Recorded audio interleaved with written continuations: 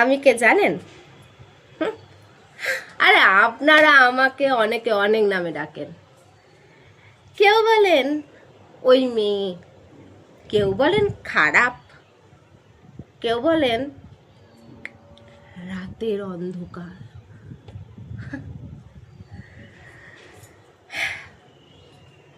কিন্তু কি জানেন, আমারও একটা নাম আছে, আমারও একটা জন্মদিন আছে, আমারও একটা মা আছে।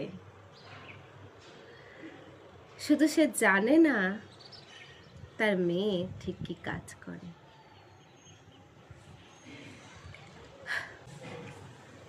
ছোটবেলায় আমিও ভাবতাম আমি স্কুলে পড়ব।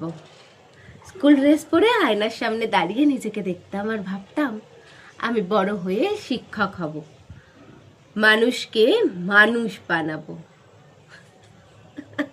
কিন্তু জীবন জীবন আমাকে অন্য ক্লাসে ভর্তি করে দিল, অন্য লড়াই শেখালো, যার নাম টিকে থাকার লড়াই। বাবা যখন অসুস্থ, শয্যাশায়ী, মায়ের হাতে যখন ভাতের হাঁড়ি ফাঁকা, পেটে খাবার মতো কিছু নেই, তখন কেউ পাশে এসে বলেনি কেমন আছো, কেউ বলেনি আমরা পাশে আছি। কিন্তু আজ যখন আমি শরীর বেচে সংসার চালাই, তখন লোকের চোখে আমি পাপ। আজব সমাজ।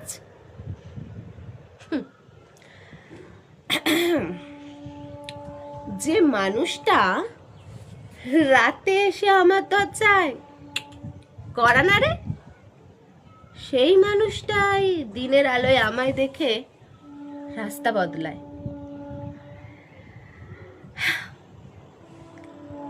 তার কোনো দোষ নেই, তার কোনো পাপ নেই, পাপ আমার, শুধু আমার। মজার না ব্যাপারটা? আচ্ছা, আমি কি স্বপ্ন দেখতে পারি না? আমি কি ভালোবাসতে পারি না? আমি কি জীবনটাকে উপভোগ করতে পারি না? প্রতিটা রাত আমার কাছে একটা যুদ্ধ।